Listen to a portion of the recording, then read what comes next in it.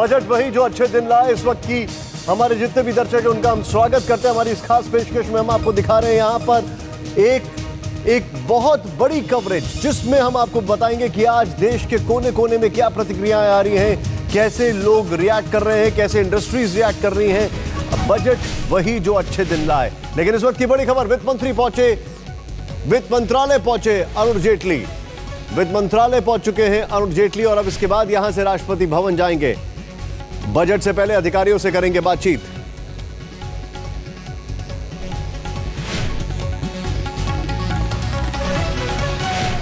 राष्ट्रपति से मुलाकात करेंगे अरुण जेटली। वित्त मंत्रालय पहुंचे हैं और इसके बाद राष्ट्रपति से करेंगे मुलाकात। ये एक औपचारिकता होती है, फिर कैबिनेट में दी जाएगी बजट को मंजूरी और कैबिनेट के बाद संसद जाएंगे अरुण जेटली, जहां पर देश के सामने रखा जाएगा इस देश का बजट। 11 बजे लोकसभा में पेश करेंगे budget.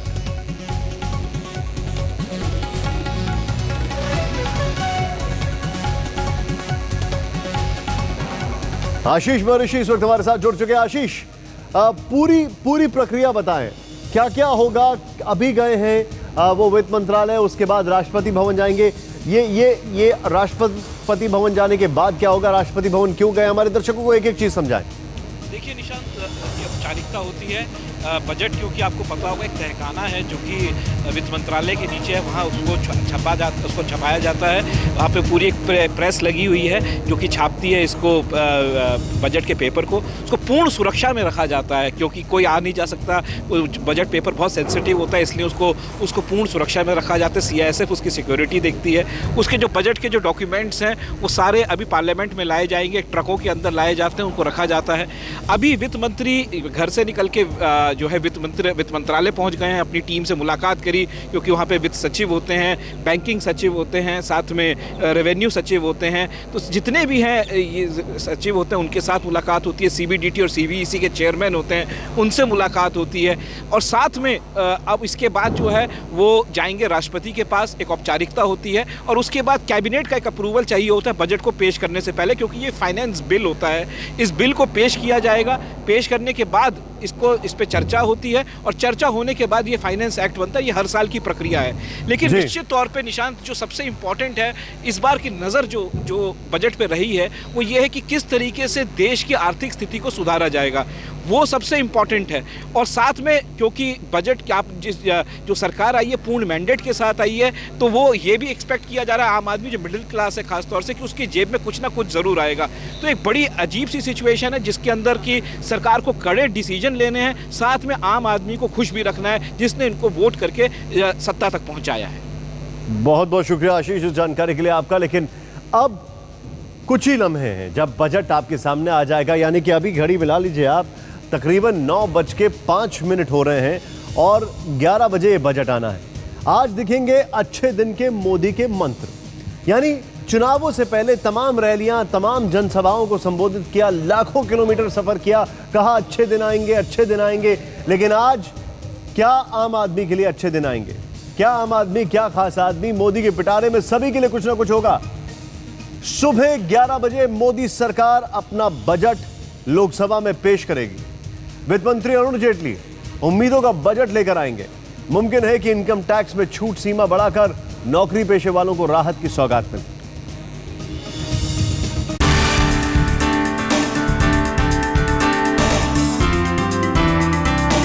Then a time will come when bold decision making will be possible.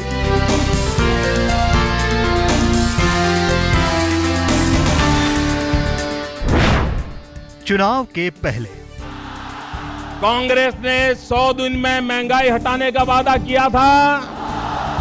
महंगाई हटी, महंगाई घटी, महंगाई बढ़ी। चुनाव के बाद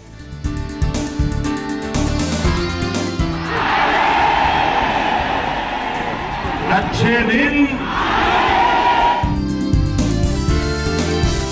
भारत की आर्थिक स्थिति अच्छी बनाने के लिए,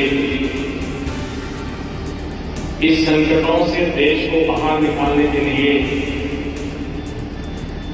कुछ कड़वे निर्णय करने चाहिए कि नहीं करने चाहिए।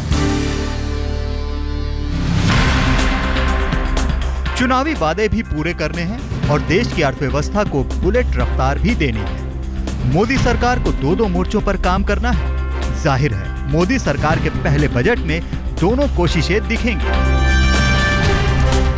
वित्त मंत्री अरुण जेटली अब से कुछ देर बाद मोदी सरकार का पहला बजट पेश करेंगे।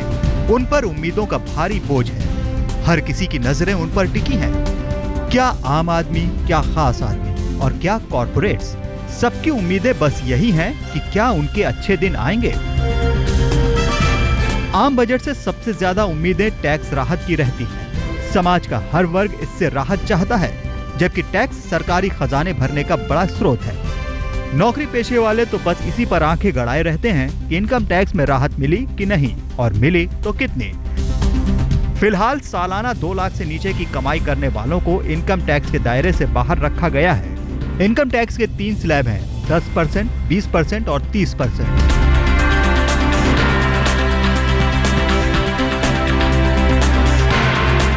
आर्थिक मामलों के जानकारों का मानना है कि मोदी सरकार इनकम टैक्स में छूट की सीमा 2 लाख से बढ़ाकर 3 लाख कर सकती है। पर बड़ा सवाल यही है कि क्या 10 लाख से ज्यादा की कमाई करने वालों पर टैक्स का बोझ और डाला जाएगा। हैरानी तो यह है कि देश में इनकम टैक्स देने वालों की तादाद सिर्फ 2.1% है। इनमें से ज्यादातर लोग नौकरी पेशा हैं।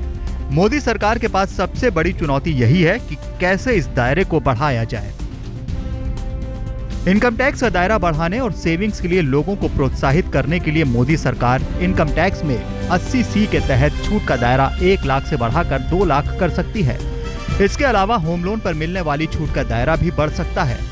मतलब नौकरी पेशा लोगों के लिए अच्छे दिन लाना।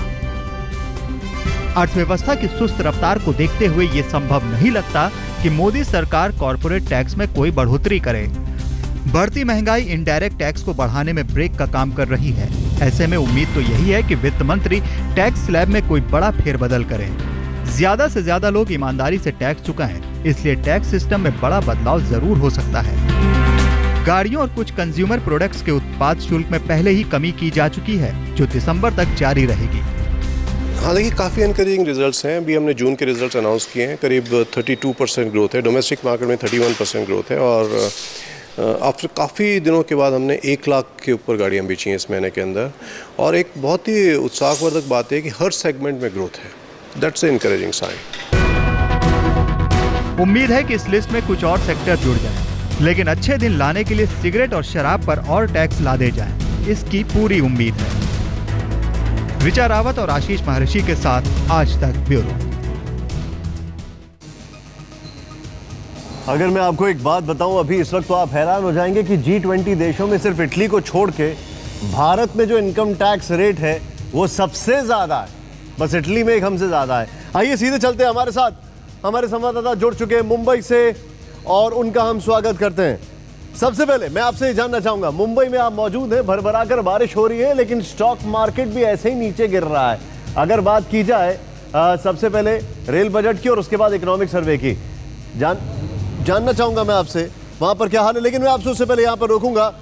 ये फाइनेंस मिनिस्ट्री से निकलते हुए ये देखिए काला बक्सा इनके हाथ में, बक्सा नहीं बल्कि काला बैग, इसमें है बजट की कॉपी और इनके साथ यहां पर फाइनेंस सेक्रेटरी मौजूद है और यहां से वित्त मंत्री निकल रहे हैं। अब इस काले जो बैग में क्या अच्छे दिनों का स्क्रिप्ट पड़ी है कि नहीं पड़ी, ये बड़ा सवाल है। इस काले बैग में अच्छे दिनों की पटखता है कि नहीं। राष्ट्रपति भवन जाते हुए एक औपचारिकता है और उसके बाद ये वापस आएंगे। वित्त मंत्री रवाना होते हुए फाइनेंस मिनिस्ट्री से राष्ट्रपति भवन के लिए और एक शानदार सी गाड़ी में बैठ के यहां पर रवाना हो रहे हैं। लेकिन हाँ, क्या ये शानदार गाड़ी आम जनता को नसीब होगी, सवाल खड़ा ये होता है। और सिक्योरिटी की अगर बात की जाए तो इस बार सिक्योरिटी और डिफेंस पे कितना खर्चा किया जाएगा और क्या ये सिक्योरिटी बजट के लिहाज से आम जनता को भी मिलेगी, महिलाओं को खासकर। यहां से वित्त मंत्री रवाना हो चुके हैं। वीरेंद्र सिंह गुनावत इस वक्त हमारे साथ है। वीरेंद्र, बीच में मैं चला गया था वित्त मंत्री की तस्वीर दिखाने के लिए, लेकिन आपके पीछे की जो तस्वीर है, एक पीछे कोई स्टार कोल्ड ड्रिंक हाउस है, लोग आम जनता आ रही है, बारिश हो रही है, मुंबई नहीं बदली है। देश की राजधानी से सवाल, देश की आर्थिक राजधानी को यह है कि स्टॉक मार्केट 2 दिन में लगातार लुढ़क रहा है। आज क्या उम्मीद है? निशांत, शेयर बाजार के आसपास जितनी भी ईटरीज है, जो खाने पीने की व्यवस्था होती है, तो वो हमेशा देखा गया कि जो वहाँ अगर धंधा बढ़ता है तो यानी शेयर बाजार में धंधा बढ़ रहा है। और यही हमने देखा है। हमारे साथ इस वक्त दो एनालिस्ट इस वक्त हमारे साथ मौजूद है, एक AP शुक्ला साहब, एक अरुण केजरीवाल जी है। तो सबसे पहले सवाल शुक्ला साहब, 2 दिन में अच्छे दिन की हवा निकल गई, क्या लग रहा है कि आपको लग रहा है कि आज के दिन मार्केट थोड़ा उथल पुथल करेगा? बजट में हमेशा देखा गया है कि जिस दिन बजट रहता है गवर्नमेंट का, मार्केट में उथल पुथल रहता ही है। ये हिस्ट्री है इस बात का। और मुझे लगता है कि अच्छे दिन आने वाले हैं। जो अनाउंस हुआ है, जो इलेक्शन के दौरान बीजेपी ने कहा है, वो ज़रूर आएंगे। ये थोड़े समय के लिए हो सकता है उथल पुथल, बट लॉन्गर टर्म में ये अच्छा रहेगा। अरुण जी, इकोनॉमिक सर्वे ने कहीं ना कहीं अच्छे दिन की जो रफ्तार थी उसको सुस्त कर दिया है, तो शेयर बाजार वाकई में एक मैजिक वैन की तरफ देख रहा है, या उनको लग रहा है कि अच्छे दिन आने वाले लेकिन थोड़ा टाइम लगेगा? शेयर बाजार को ये पता है कि टाइम लगता है कोई भी चीज़ लाने में, लेकिन जो आपने इकोनॉमिक सर्वे की बात की, इकोनॉमिक सर्वे क्या है? वो एक स्टेट ऑफ इकोनॉमी है, तो उसने एक हकीकत बताई है। और जो 10 साल का जो एक सरकार चली है, उसके बाद जो हालत है वो उसने सबके सामने एक पर्दाफाश करके दिखाया है। तो मेरे ख्याल से उससे घबराने की कोई दरकार नहीं है।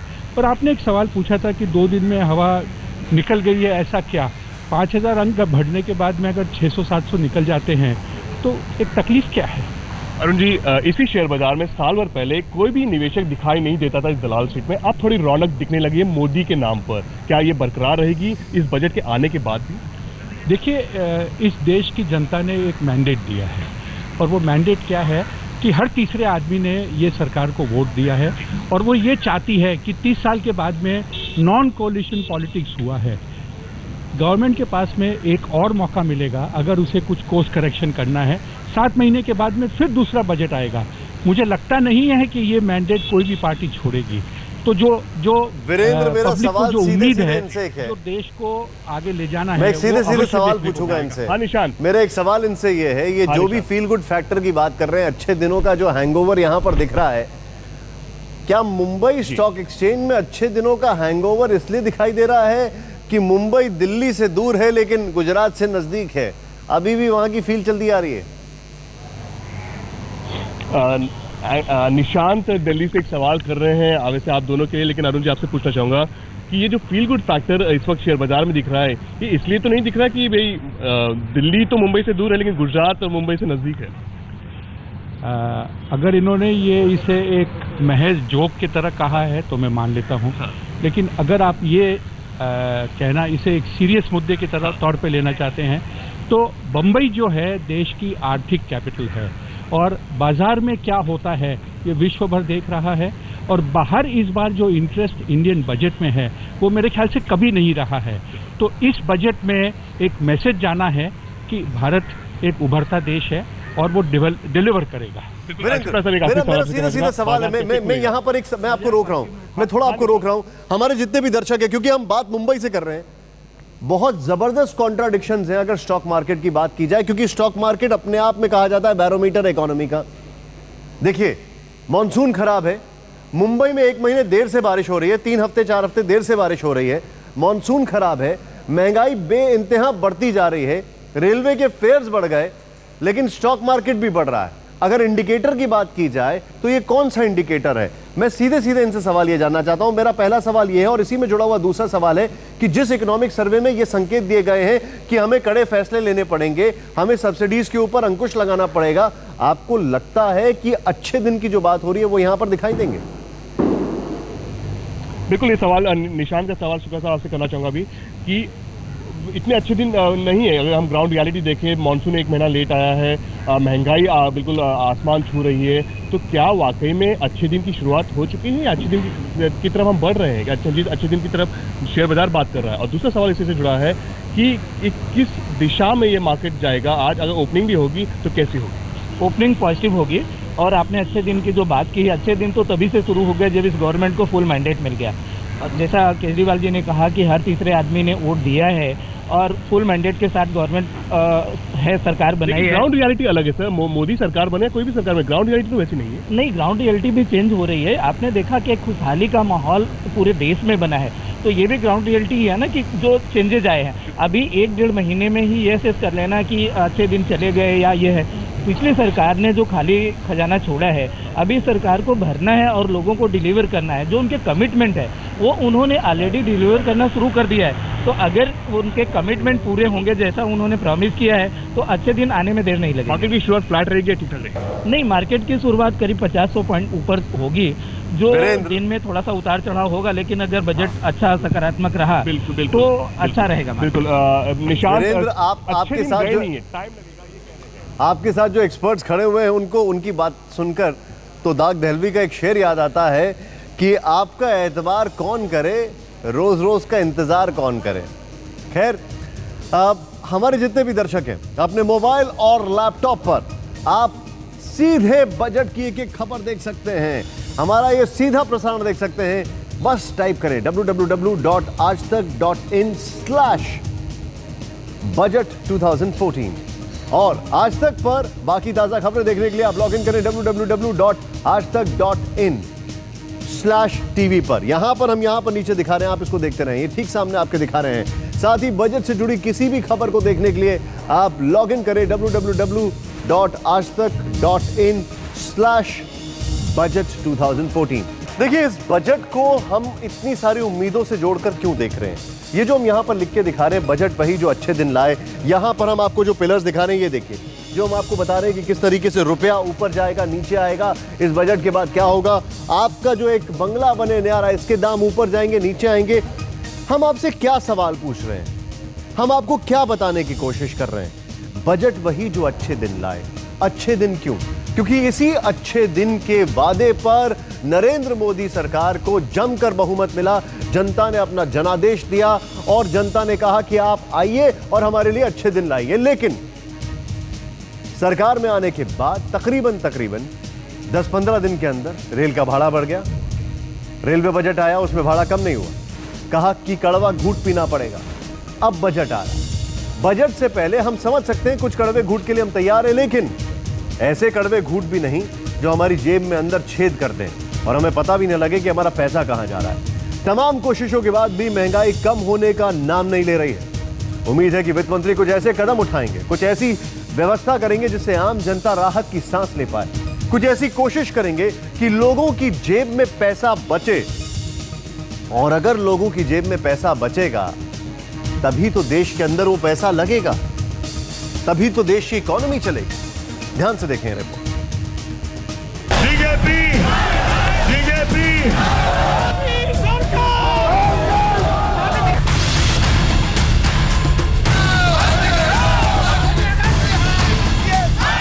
हर तरफ हंगामा बरपा है। कहीं नारे लग रहे हैं, कहीं प्रदर्शन हो रहा है, तो कहीं पुतले जलाए जा रहे हैं। महंगाई सुरसा की तरह मुंह खोलती जा रही है। आलू आंखें दिखा रहा है तो टमाटर लाल हुआ जा रहा है। फिर प्याज आंसू क्यों ना निकाले। रोजमर्रा की जरूरत की हर चीजों का यही हाल है। साल भर में सबके दाम आसमान छूने लगे। सरकार बदल गई लेकिन महंगाई का मिजाज नहीं बदला। सरकार की तमाम कोशिशें रंग लाती नहीं दिख रही। अब तो नए निजाम भी बोलने लगे हैं कि जनता कड़वी दवा पीने को तैयार रहे। आर्थिक स्थिति अच्छी बनाने के लिए, इस संकटों से देश को बाहर निकालने के लिए कुछ कड़वे निर्णय करने चाहिए। तो क्या मोदी सरकार के पहले बजट में कोई ऐसी कोशिश नहीं दिखेगी जिससे जनता को राहत मिले, महंगाई कम हो, आम आदमी के अच्छे दिन भी आएं और सरकारी खजाना भी भरा रहे? मोदी सरकार के खजांची से कुछ ऐसी ही उम्मीदें हैं, पर यह जादू होगा कैसे? महंगाई कम हो नहीं रही, खराब मॉनसून डरा रहा है, सब्सिडी का बोझ बढ़ता जा रहा है, इराक संकट से तेल संकट का खतरा, औद्योगिक विकास सुस्त है, विदेशी निवेश में तेजी नहीं आ रही। ऐसे में कीमतें कम कैसे होंगी? आर्थिक सर्वे को बजट का ट्रेलर माना जाता है। बजट से ठीक पहले आए आर्थिक सर्वे से तो यही लगता है कि वित्त मंत्री फिलहाल मीठी गोली खिलाने के मूड में बिल्कुल नहीं है। कल महंगाई जैसी है वैसी रहेगी, इसलिए जेब पे जो भार है वो बढ़ा रहेगा। तो मुझे लगता है 6 महीने और 1 साल के अंदर जो जेब पर जो बोझ है वो कम होगा। दिक्कत यह है कि पिछले कुछ महीनों में, सालों में पुरानी सरकारों ने वो कदम नहीं उठाए जिसका खमियाजा आज हमको भुगतना पड़ रहा है। हिंदुस्तान में 30% से ज्यादा लोग गरीबी रेखा के नीचे रहते हैं। रोटी, कपड़ा और मकान की बात तो छोड़ दीजिए, ज्यादातर आबादी 2 वक्त की रोटी के लिए जद्दोजहद करती है। सरकार की कई योजनाएं गरीबों के लिए हैं, मसलन खाद्य सुरक्षा, रोजगार गारंटी, मिड डे मील और इंदिरा आवास। इसके अलावा किसानों का भी ख्याल रखना पड़ता है। उन्हें बिजली, पानी और खाद रियायती दरों पर उपलब्ध कराना पड़ता है।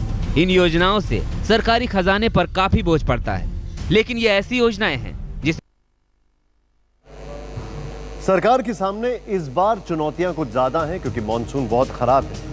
अगर दुनिया की इकोनॉमी की बात की जाए तो दुनिया भर में इकोनॉमी जो 3.9% के आसपास चल रही थी वो अब लुढ़क के धीरे धीरे 3 के आसपास, 3.2 के आसपास ग्रो कर रही है। हमारी जो अर्थव्यवस्था है उससे कहीं गुना ज्यादा बेहतर है, लेकिन इसको और बेहतर बनाना होगा कि लोगों के ऊपर जो बोझ है उसको कम करना होगा, उसको हटाना होगा। अपने मोबाइल और लैपटॉप पर आप हमारे जितने भी दर्शक हैं देखें बजट का सीधा प्रसारण। लॉग इन करें www.aajtak.in/budget2014। यहां पर ये लिखा हुआ आ रहा है, आप इसको पढ़ते रहें।